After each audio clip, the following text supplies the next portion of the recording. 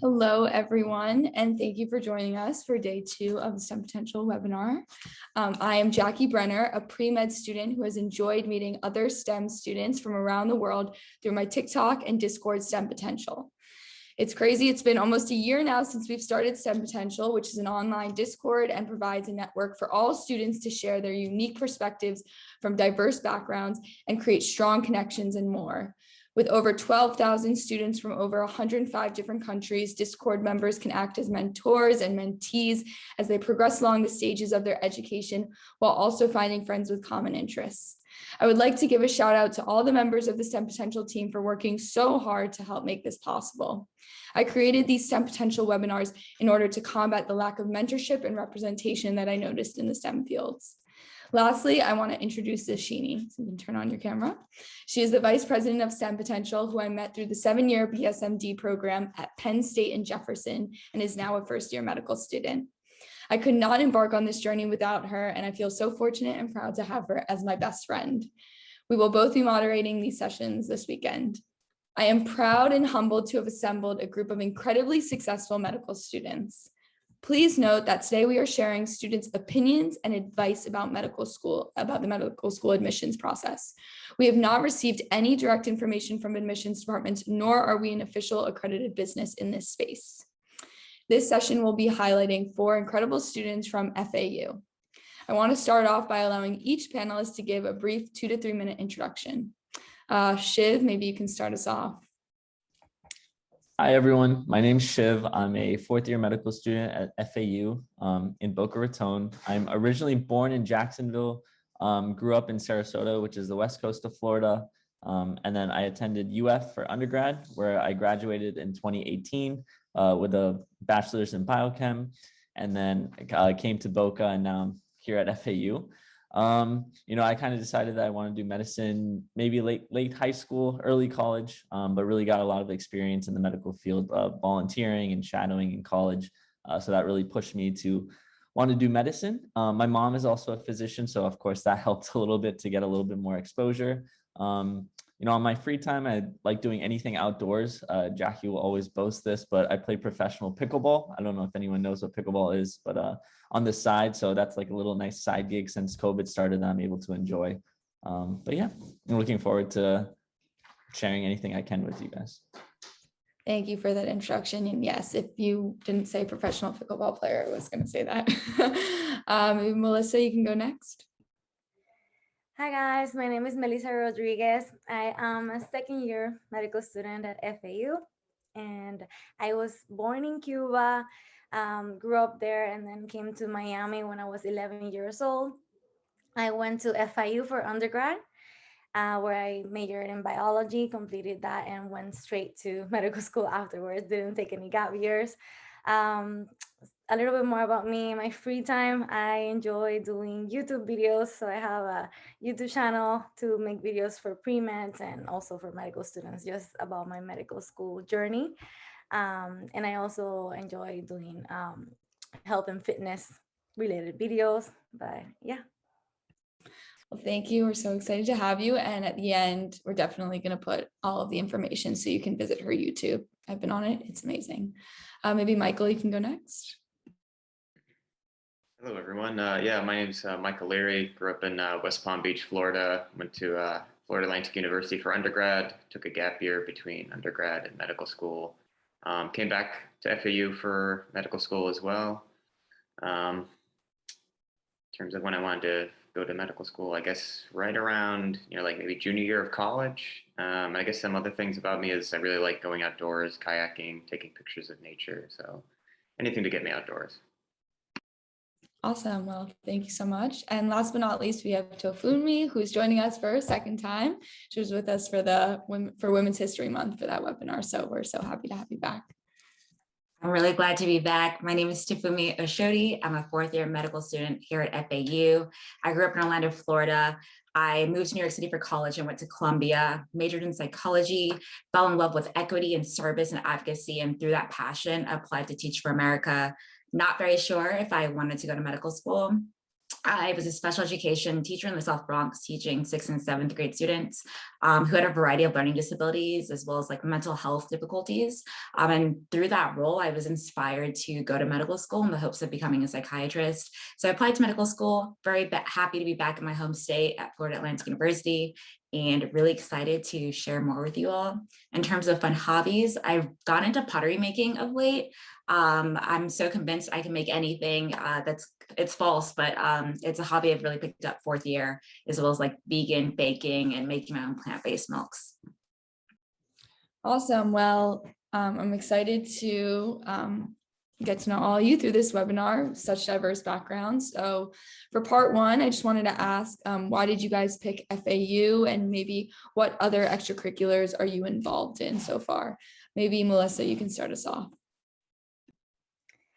Okay, so FAU, for me, it's been a community of very supportive environment.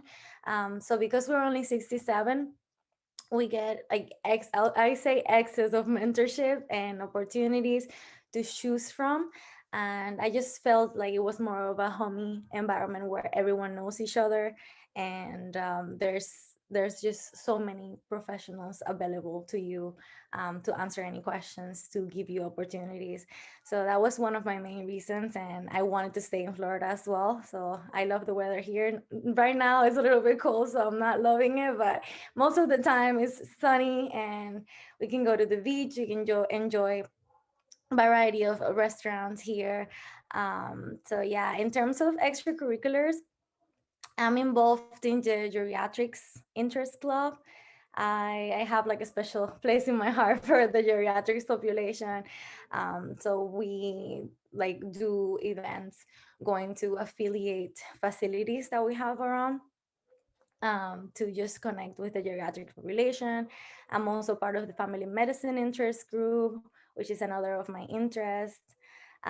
In research, the past summer, I did research also with geriatric population, but we did something on integrative medicine, so a shared yoga program that was really interesting to like work with actual human subjects and being able to be part of a more clinical type of research instead of just being in the lab. So I really enjoyed that as well. Super interesting. And Tofunmi, I was wondering if you can touch on why you decided to move from New York City all the way back down to Florida. Yeah, it's a great question. I think there are multiple components. Perhaps the primary component is the weather. That New York City cold, gets long and not so fun after a few years. So I was very happy to move to a warmer climate where I can walk to the beach. Secondly, the community aspect of FAU is what really attracted me. I was coming from a more larger university-based system. So I was very excited to be part of a family where my class was really small, my faculty and professors knew me a lot more intimately. And then thirdly, FAU was a school that gave me an incredible scholarship opportunity, and I couldn't turn it down. So I feel really happy to be here. And in terms of things I'm involved in at school, my favorite thing to talk about is something called Elevate that a couple of my classmates and I put together, which is a pre-med mentorship organization whose target audience is pre-med students at our undergraduate institution who don't have access to tools that would successfully allow them to apply to medical school. That's awesome. Definitely need to get in contact with you about that as well. Maybe Shiv, you can touch on what else you're involved in other than being a professional pickleball player. So I won't touch on that because Jackie already did. But yeah, of course, in my free time, I've done a good amount of research. I have a lot of interest in research. So most recently, I've been able to do a case report in cardiology regarding AFib and treatment guidelines, and also some infectious disease regarding COVID and hydroxychloroquine. But prior to, I've done some research up north in orthopedic surgery. So I've kind of touched almost all the specialties, but just, kind of keeping my interest broad. Other than that, my main volunteer experience in medical school was Healthcare Careers Outreach Program, so abbreviated HCOP, which you'll hear a lot about if you come to FAU. So it's basically a pre-med, or a pre-med, but also a pipeline program for underrepresented high school students in Palm Beach County and Broward County, to be able to come into the medical school and get hands-on experience with cadavers, learning about anatomy, and then also being in the clinical side with mannequins and learning about clinical scenarios, clinical decision-making, things of that sort. In addition to that, I was able to found with the director of HCOP the biomedical boot camp program, which is new, where our next camp is planning for this year, but COVID's kind of messed with that. So the program is allows students to create 3D models with 3D printers that we provide for them for different healthcare needs. So we've paired up with a couple of attendings from Memorial Healthcare and OBGYN to create some models of pathologies there. We've created models for our school with Dr. Luck, who's a retired or anesthesiologist. So we created a couple spine models. So I would say my main interest, apart from, of course, studying medicine, is to kind of give back to the community and really work with high school students and college students and creating all these kind of new models. Wow, that's awesome. Definitely huge benefit to small class. Michael, I was wondering if you can tell us a little bit about your extracurriculars and maybe what's the best part of FAU since you've been there. You're M4, I believe, right? Yeah, sorry, Jack. Yeah, I'm also an M4 medical student, so last year. Yeah, as everyone's already said, FAU has a very small community feel to it. Something that really attracted me to FAU's medical school. It doesn't feel like you're just a number. You actually get to talk to your professors and able to, well, I guess basically talk to anybody that you kind of feel like it. It's so small, you could just bump into people in the hallways. I guess some extracurriculars that I've done, I guess throughout medical school, a little bit of research, a little bit of volunteering. I also am part of the Elevate Mentorship Club, so that's something that I've been most proud of in at least the past couple of months of doing. So yeah, that's basically what I've been up to. Awesome. Well, now that I know a little bit more about your interests, I'm excited to move into part 2. And the first question, obviously pertaining to applications, is there a specific part of your background or upbringing that was really important to bring up on your application that you didn't necessarily realize was important until recently? Maybe Tofunmi, you can start us off. I know, packed question. Yeah, that's a good question. I think I brought up everything that I feel embodies why I came into medicine. And perhaps in retrospect, maybe something I would have highlighted more is my family's immigrant experience and just how my personhood and my Blackness is so tied to my interest within medicine, thinking about access to resources, thinking about representation.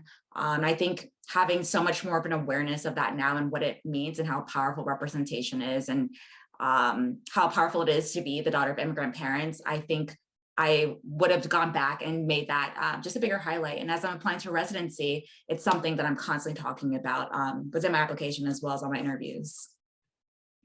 So a follow-up question is, what advice do you have in terms of balancing like the amount of extracurriculars you're putting in an essay versus, like you said, your background? I feel like that's something difficult because you obviously want to showcase everything you've done and be like, wow, look at me, like kind of putting yourself out there as a commodity. So how do you know how much of your background to put in? Because I feel like when I was filling out the application, I felt like I shouldn't talk necessarily about myself so much.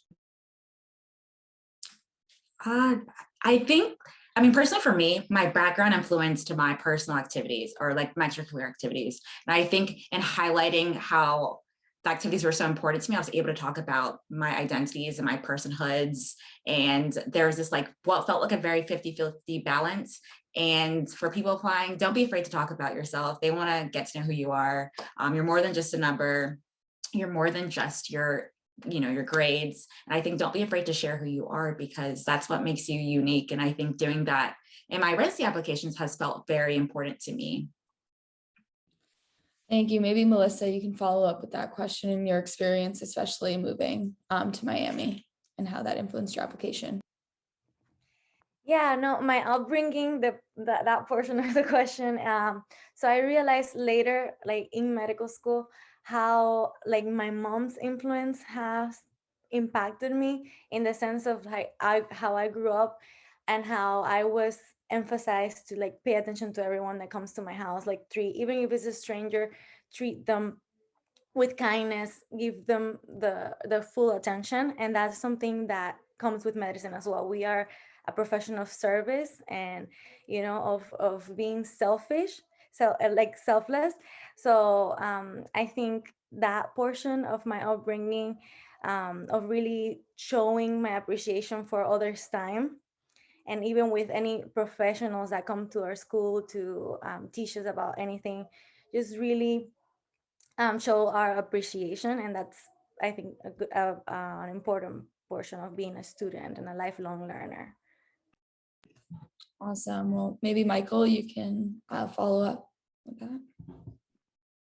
I guess in terms of any background, I mean, I don't have any like doctors or anybody even sciencey in my family. So like kind of going into the sciences, you know, it was something different for me because I didn't grow up with like people around me that were like, oh yeah, I'm doing this or that. So a lot of, for me, I guess just exploring things. Like I actually thought I was thinking about going into PhD work. Like an undergrad, I did some like research for like a year at a lab. So I think a lot of it came from more like exploring what I'm interested in, because eventually what sort of led me down the path of medicine was working at like a nonprofit clinic. It was just happenstance. I was working with it with somebody else from undergrad. And I really liked that there was a little bit more communication. I felt like I was kind of helping people directly when it came to clinical work. When you're in a lab, not taking shots at people in labs, but it's kind of lonely. You're just sitting there, just kind of watching experiments go. So it's kind of the human aspect of things that sort of led me. So nothing particular about my background specifically, just like following my own interests. And I know a lot of students typically also find themselves between, do I go MD or PhD? So what advice do you have for students who are trying to make that decision, who don't have the mentorship or parents in the field? You know, I guess it just depends on what you like to do and what your personality is. You know, I know not everyone's like completely extroverted or completely introverted. I guess it's just like, what do you really like doing? Because, you know, when you're working in a lab, you're not completely just like isolated in like a little room, like, you know, watching rats or like watching like a gel run, if anyone's had the ability to do it, to do that sort of thing. So I guess just trying to get any sort of experience, because I do realize like not a lot of people get experience like work in a lab. You know, I know this goes on to other later in the conversation about like lab work and extracurriculars, but you know, if you are in between, I'll just say a PhD and like doing the PhD route or the MD route, just sort of consider like, what do you like about both? Like maybe just make a pros and cons list, because with medicine, you are going to be dealing with people a lot more than you will with your PhD work. Like at least patients, I'll say, with PhD work, you're just kind of dealing with a small group of people. So whatever you're most interested in, just follow that. That's really all I can say. It's kind of personalized depending on what you want to do. Oh, awesome. And maybe Shiv, you can finish it off with part of your background or upbringing that was important to your application.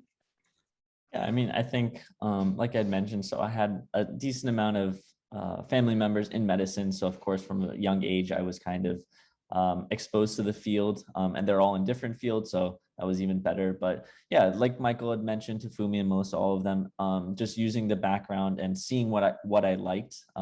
And throughout high school, throughout college, especially, just exploring the different fields, exploring the different, I think I wanted to do something in healthcare regardless, but exploring the different options in healthcare that I had in college, and then ultimately deciding that medicine was the field for me. And I would also second Michael's comment about like the face-to-face communication and being kind of the leader in the clinical setting, being able to direct a lot of the treatment and patient communication. So that's kind of what drew me to medicine specifically rather than the other healthcare fields.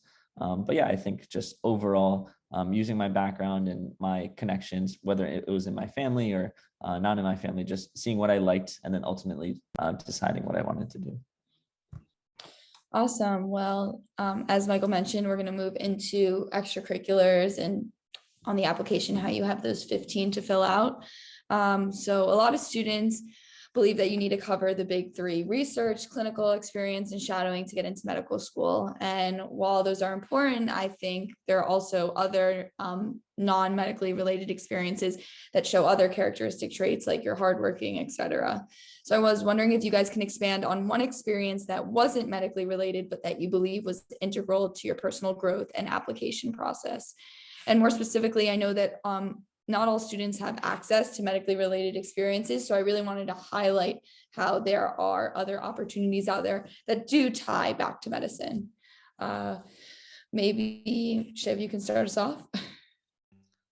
Yeah, so I had a decent amount of volunteer experiences in college that weren't medically related. I think the main reason for that was at UF, at least, volunteering at the hospital is kind of this mainstream volunteer experience that everyone does, which is important to be able to get your hands dirty in the hospital. But I wanted something unique and something different that I would be able to talk about during my application. So one of the organizations I worked with was Habitat for Humanity. So I had a lot of volunteer experience, building houses, doing murals, things of that sort. So that was a very enriching and very rewarding experience. I did it with a lot of my pre-med friends as well. So that was even better. And I think the big experience was working part-time at a tennis club my junior and senior year.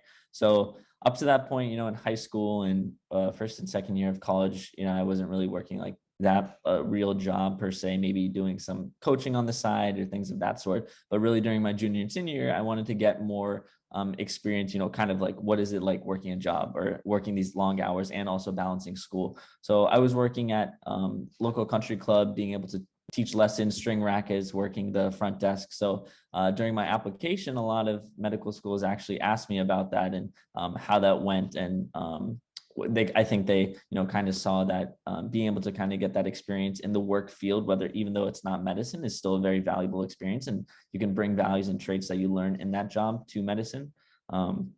So I would say that was the biggest one. But I think at the end of the day, especially in residency too, being able to talk about those non-medical experiences, I think a lot of program directors and, people in the medical field nowadays like to see a variety of experiences and students and residents that aren't just focused on medicine only. So. Thank you for that. Maybe Tofunmi, you can go next.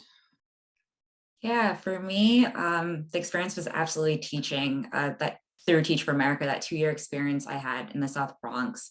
It really taught me skills of advocacy and patience and compassion, and also getting to learn a little bit more about the inequities that exist, not just within our school system, but more generally within our larger system. And that role in itself made me very passionate about medicine. I think I wasn't even sure if I wanted, as I mentioned earlier, if I wanted to go to medical school.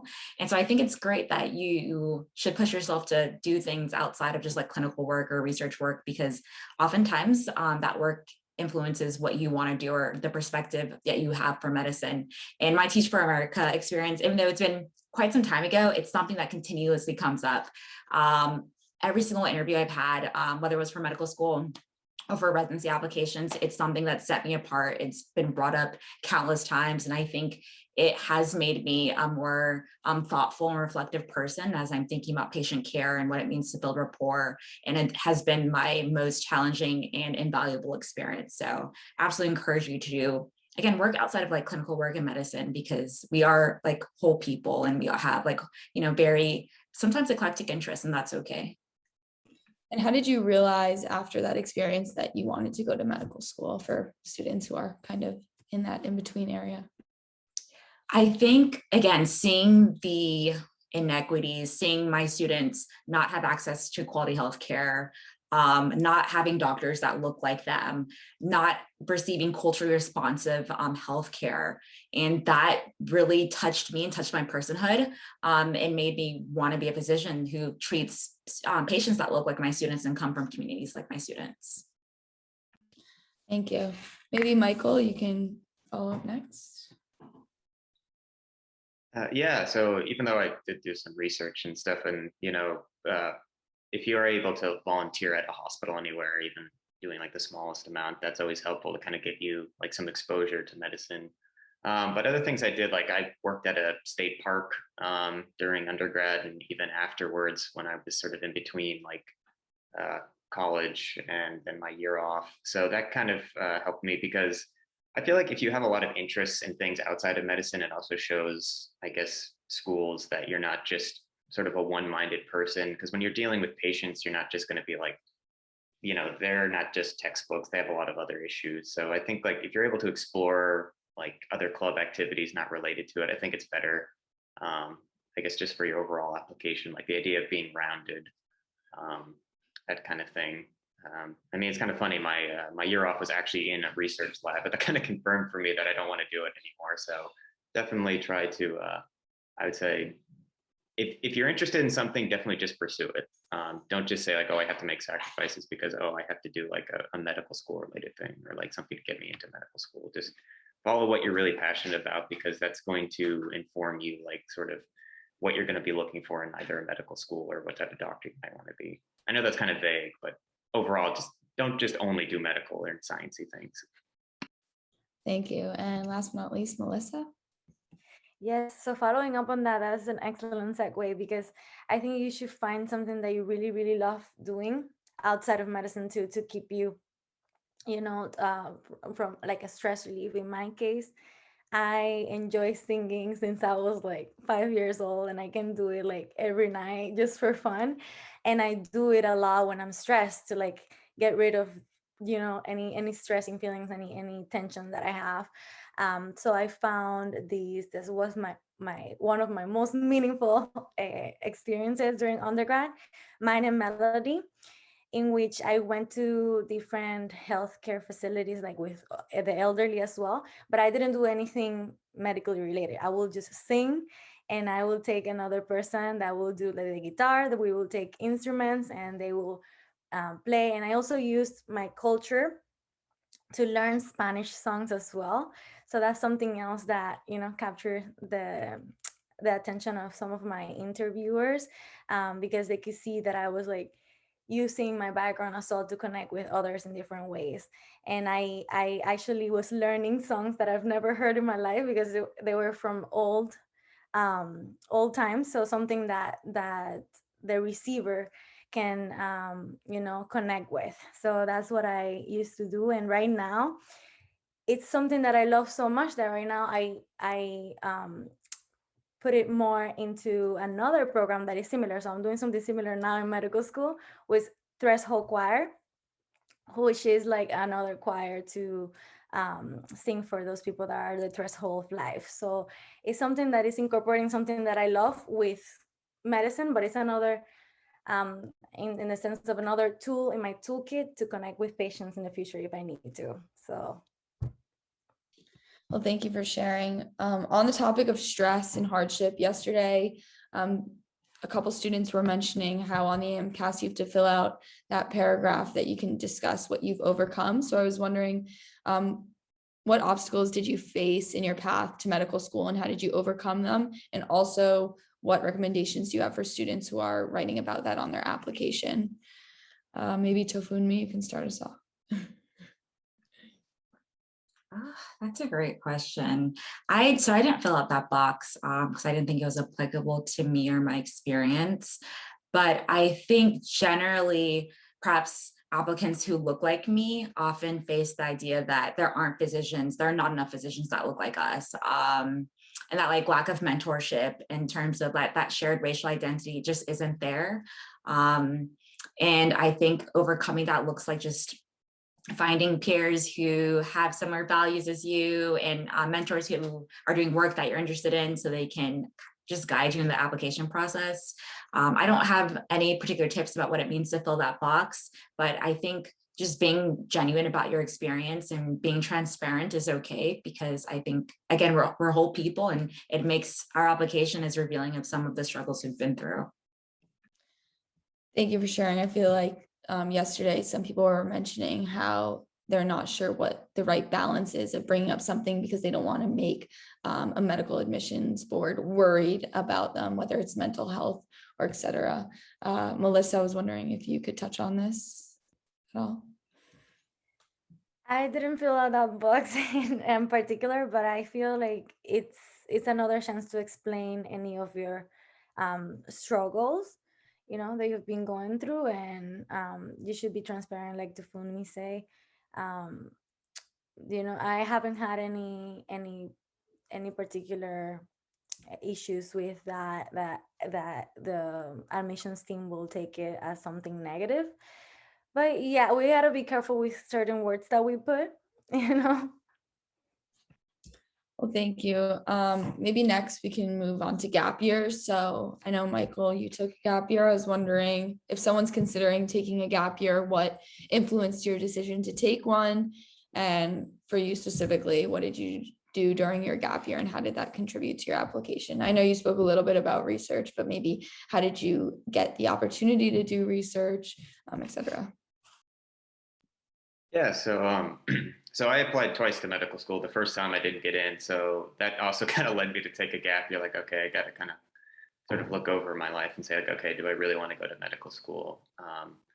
And I decided I did. So I was looking for things to do. I wanted it to be somewhat medical related because I was thinking, taking a gap year and I'm just, just working a job, would that really show my interest in things? I mean, looking back on it now, I think if you are going to decide to take a gap year, just make sure you plan it out.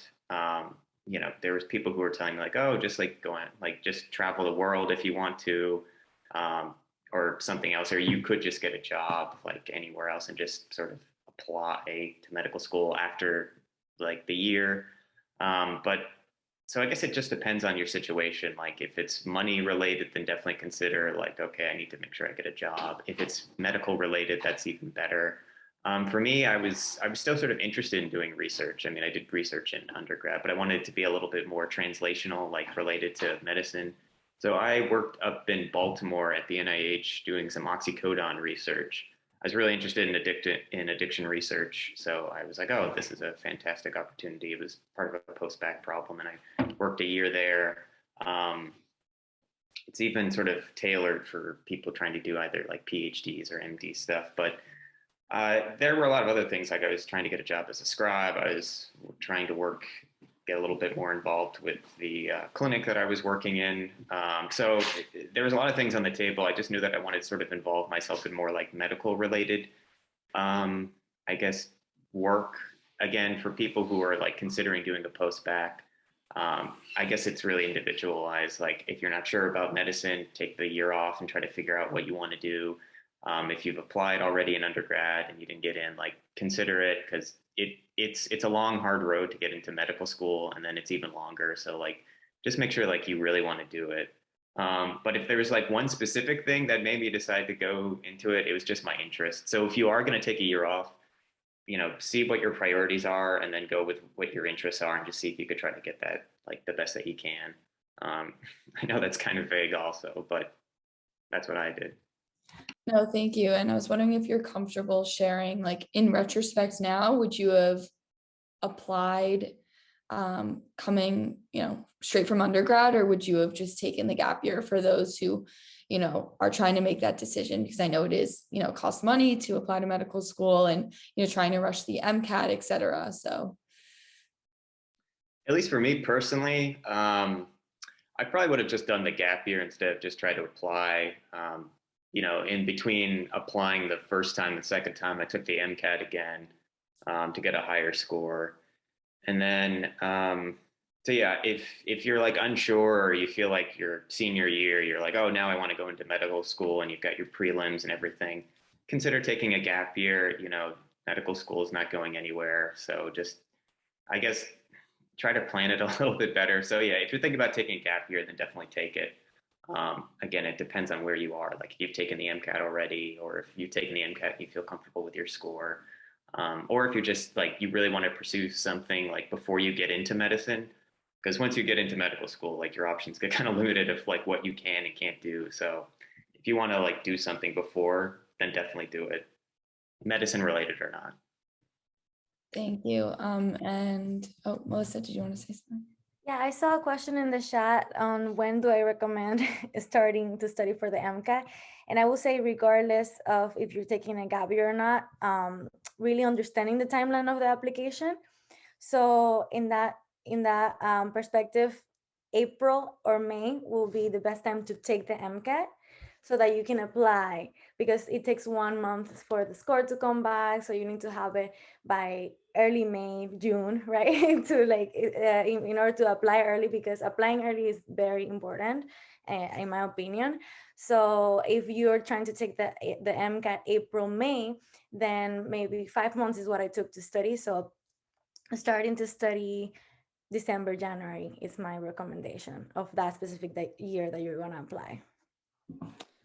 And to follow up, Melissa, what advice do you have for students who don't want to take a gap year? How did you kind of prepare for that? Like, did you think about that freshman year, sophomore year? When do you have to really take those steps? So for me, I took some dual enrollment classes that definitely helped me to not do a lot of the first year freshman classes. So in my perspective, I could have finished undergrad in 3 years, but what I decided to do was to do summer classes and also take my spring year of my junior year off. My spring semester of my junior year off to study for the MCAT. And then I didn't take classes during that. I think I took like one class during that summer of the application. And then I continued and I graduated the following spring. So even though I took a semester off, it didn't affect me to finish in those 4 years. So yeah, that's the way I did it. Oh, awesome. And maybe Shiv, you can explain your kind of path into applying straight out of undergrad. Yeah, so similar to Melissa, I took the MCAT during my junior year, but I actually took it a lot earlier in my junior year, in actually January. So I started studying early, end of sophomore year for 6 months. So starting around August, I started studying. The main reason for that was I just wanted to, get the MCAT over with primarily. And I felt mostly prepped. I had been taking summer classes all throughout college. Even when I didn't have to. At UF, you're required to take at least one semester of summer, but I took multiple classes, multiple summers. So I was kind of ahead of my course load. So I felt pretty comfortable with the exam. Still wanted to, get the 6 months of studying in. But then once the MCAT was over, I was, able to focus on other extracurriculars, research, shadowing, and primarily, putting my effort into my application. So that's what I kind of decided to do. I, wanted to go straight through kind of beginning my first year of college. I came in with a decent amount of AP credits and, just generally felt comfortable and kind of decided, oh, okay, like let's go all the way through.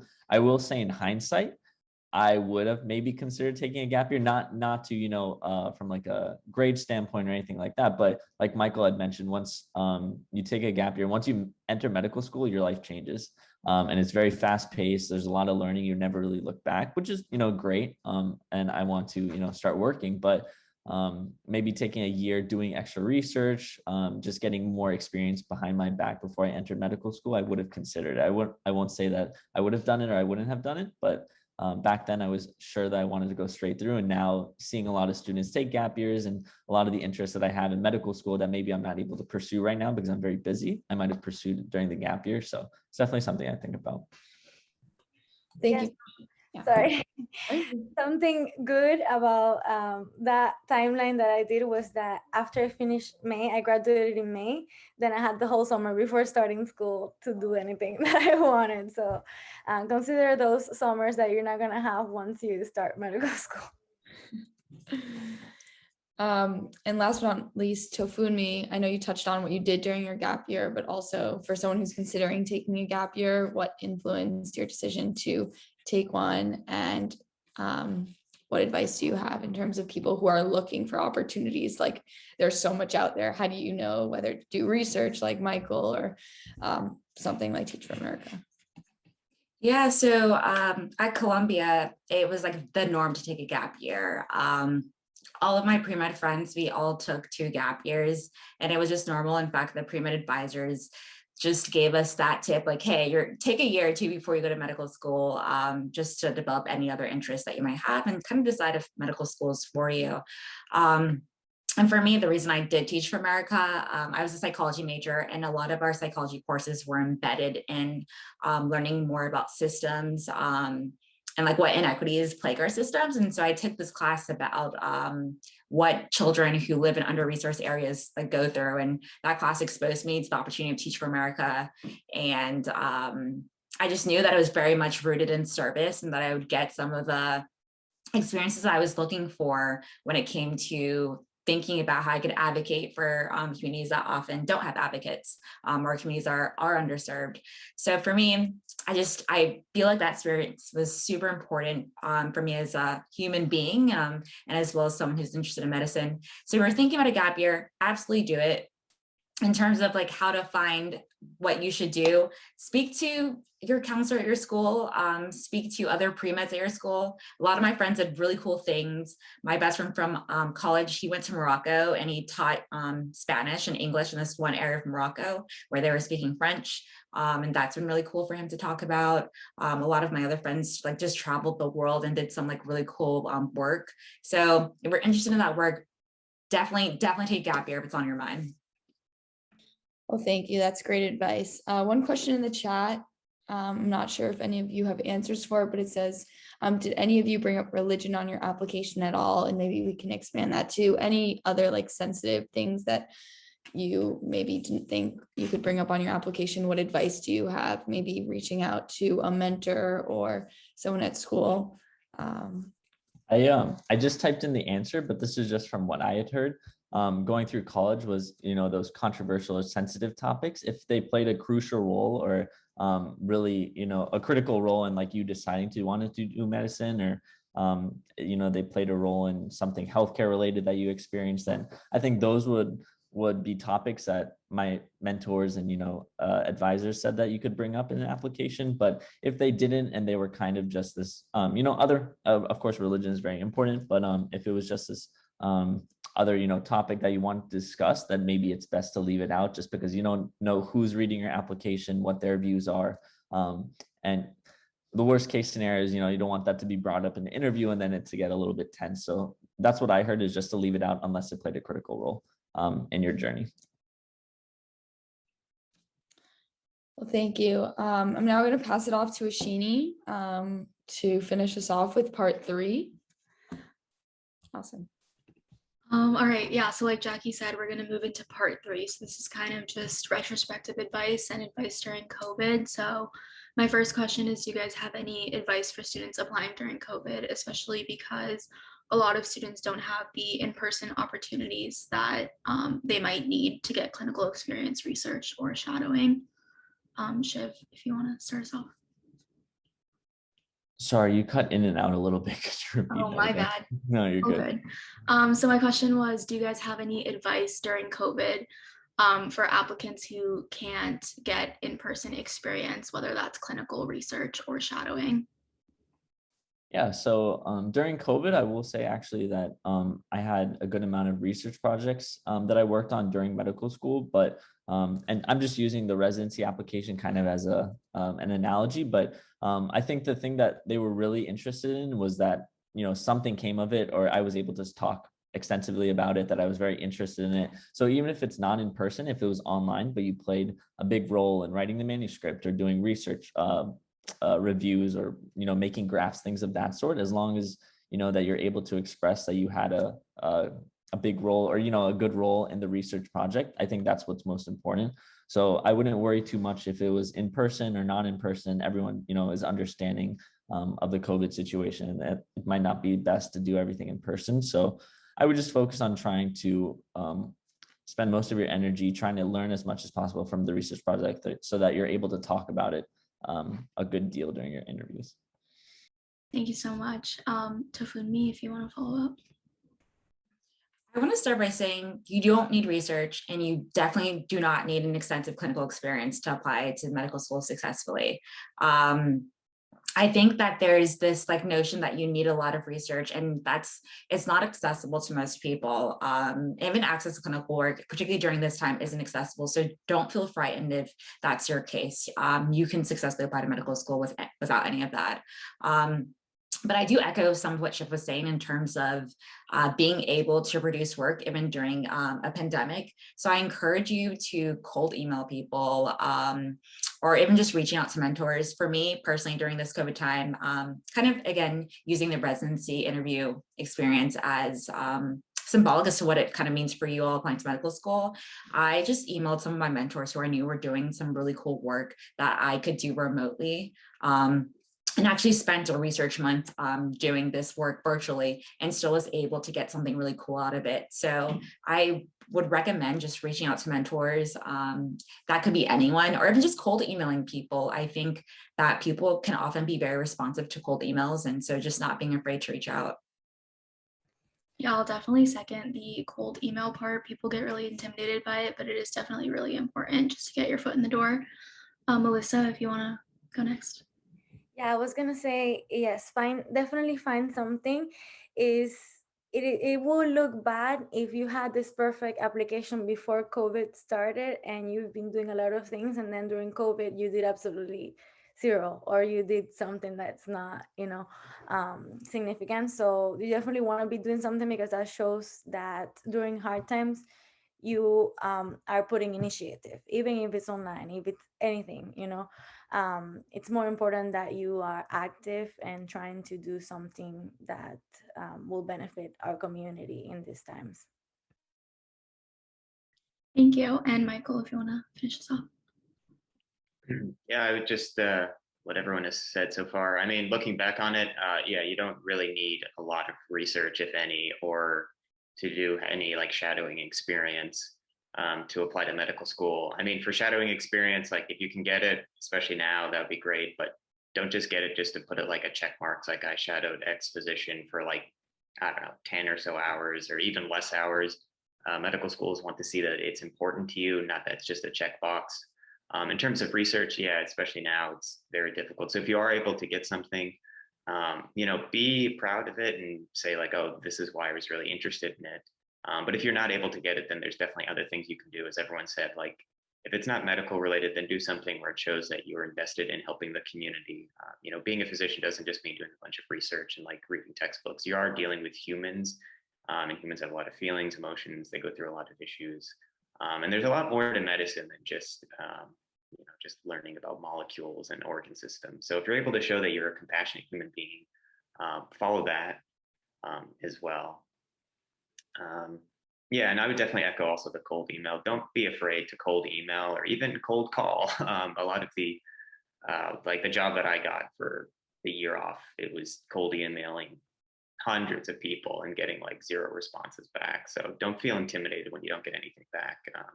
Again, medical school, it takes a lot to get there. So you're gonna, not do the best all the time. So just kind of get used to it. Awesome. Thank you all for that amazing advice. So just to finish off the session, I want to ask you all, if you could go back in time and do it again, would you do anything differently? And if you wouldn't do anything differently, do you have any like last advice for our attendees? Just like one final statement. Tofunmi, if you want to start it off. Great question. I think I was teaching and I was in a master's program, so I didn't have the time to study for the MCAT in the way that I wish I had. So perhaps what I would do differently is, before going into my gap year experience, I would have just studied and taken the MCAT and not have to have worried about it while I was like juggling a lot of other things on my plate during my gap years. But again, I think it worked out and I'm really happy to be here. I got to meet my partner, Michael, here during this experience. So it's been a good experience. So thank you. Shiv, if you want to go next. Yeah, like I said, I think maybe considering a gap year would have been something. Like Tofunmi has explained that, it's a very important thing nowadays, and that if you have the option to, that you should do it. So that I think would be the only thing I would do differently. I think also in college, pursuing a degree in biochem looks great and all. But at the end of the day, if you want to do medicine and treat patients, it's kind of just this degree that sits on top of my computer desk, to be honest. So I might have, pursued a degree that like applied physiology, kinesiology, which actually a lot of my friends in medical school have done as well. Or maybe pursued a different major that not necessarily, had to do specifically with medicine and biochemistries, but, pursue some other interests that I had in college. But those would be the only 2 things. Cool. Awesome. Thank you. Michael, do you want to go next? I guess things looking back, maybe not stressing so much. I feel like at times when I was in undergrad, it's like, oh, I need the check mark boxes of like we've been talking about, like research, volunteering, shadowing experience. Don't get so wrapped up in that. Just do what you really are passionate about and sort of write to the medical schools about that. And once they see that passion, they're definitely going to want you as an applicant. In terms of anything else, no, I wouldn't change anything else about where I went to medical school. I did meet Tofunmi in medical school, my partner, so I couldn't be happier. So yeah. That's really cute. The last part. Melissa, if you want to finish this off. That is really cute. So for what I would have done differently before, I will work on building a strong wellness habits. Like if you do fitness or if you do meditation, if you do like getting good at time management, working on those life skills that will serve you well when you start medical school. And also be sure that you really, really want to do this, that you really want to spend a lot of time with patients, that you really want to be a lifelong learner forever, not just for these 4 years, but for the rest of your life. And that you really want to be engaged and be like a sponge once you get into medical school. So be sure that your why is really strong, before getting into this process. But yeah. Awesome. Well, thank you guys so much again for taking the time out of your day to participate in this panel discussion. I so appreciate it.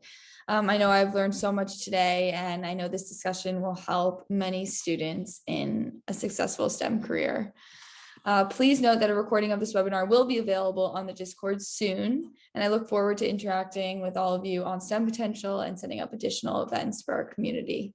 We'll now take a 5-minute break before our next session, which is Duke.